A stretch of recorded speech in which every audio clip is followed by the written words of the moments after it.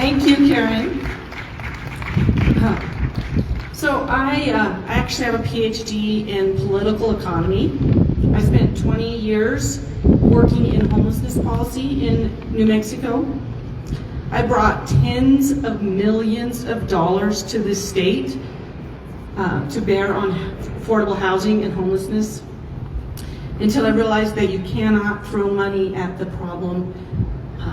The key to many of our problems in this state is education. So I quit that lucrative career so that I could focus on education. And I've been praying for 7 years for a way to get our children out of public schools.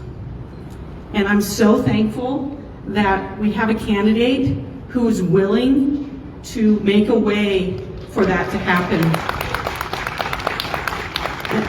So the plan that she has outlined starts with freedom for parents to choose education choices, and not just public education choices. Ronchetti's plan lets you choose which public school you can go to, where all public schools are subject to state standards and state regulation. Karen's plan is freedom to choose private school, hybrid school, homeschool, vocational school, small pods, any kind of innovative education that a parent chooses for their child. Her plan supports vocational arts.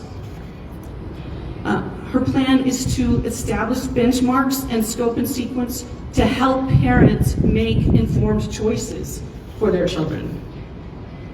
It also includes improving access to entrepreneurial education and technical education. One of the ways she was going to do that is through tax relief for small businesses who will take students and educate them in their business. This plan will protect and provide freedom from government overreach, from CRT, gender confusion, and Common Core. The plan also includes expanding access or broadening access to sports and extracurricular activities that are now restricted by the New Mexico Activities Association. So if you're not in a specific public school district, you can't participate in a number of those activities. Under this plan, that will be broadened so that private schools, homeschoolers, any other kind of innovative education can participate in those kinds of activities. She also wants to protect biological female sports competition so that females can compete competitively. And the key to this plan is enabling parents to be the CEO of their children's education. I also have a master's in business administration. A CEO, the chief executive officer of a business, has the responsibility of the long-term vision for the company.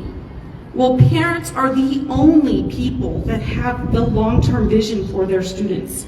They're the only ones that are going to be in their students' lives for 12, 18, 25 years, right? So parents are the ones that need to see, these are my kids' strengths, these are their potentials, this is where I need to go with them. So how do we enable parents to become the chief executive officers of their children's education? First, we fund the parent. And we do that through a refundable tax credit directly to the parent. So for every school-age child, K through 12, the parent would receive a refundable tax credit of $9,000 per student. The parent can then use that any way they choose.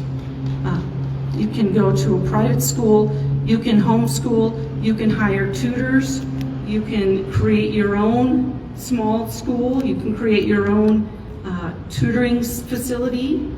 You can, the sky's the limit. I mean, parents can do what they need to do to get their kids the help that they need.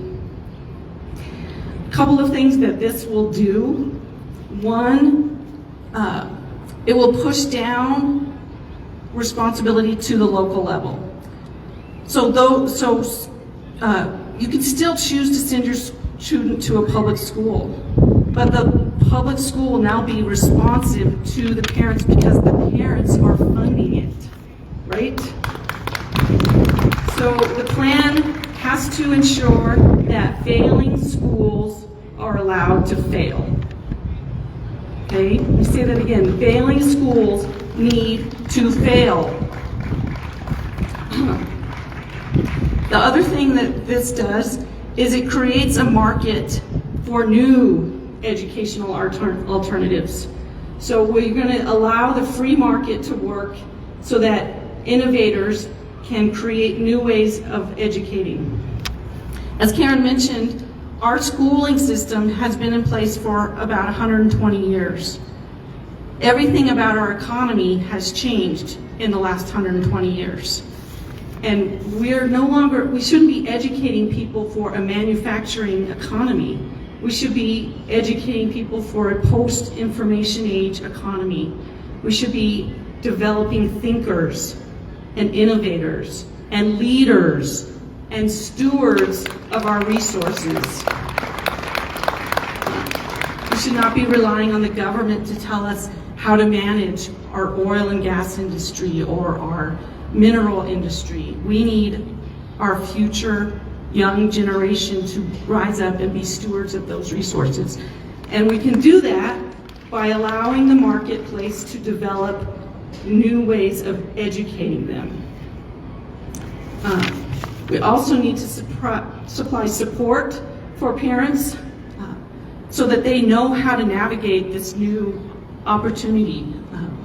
So providing resources for them to understand the choices that are available and educating them on what they need to do to succeed as CEOs. I think Karen also mentioned creating educational community centers. This would be a center where you could go to meet other parents, where teachers can teach, can offer independent classes. So there would be maybe a cafe for parents to meet. There might be a gym or a basketball place where students can meet other students. But there would be classrooms that independent teachers could tutor out of, and they could offer classes, and you could go and buy classes directly from the teacher. It would be a place where students would use robotics competitions or science Olympiad, and it would just be a place where they would want to go and want to learn. Another part of the plan is to make, and this coordinates with Karen's business plan, which is to make it possible for teachers to be independent of the government, so that teachers can actually have a vocation outside of the government, so that they can actually earn an income and have benefits without having to be government employees. And I think that's most of it.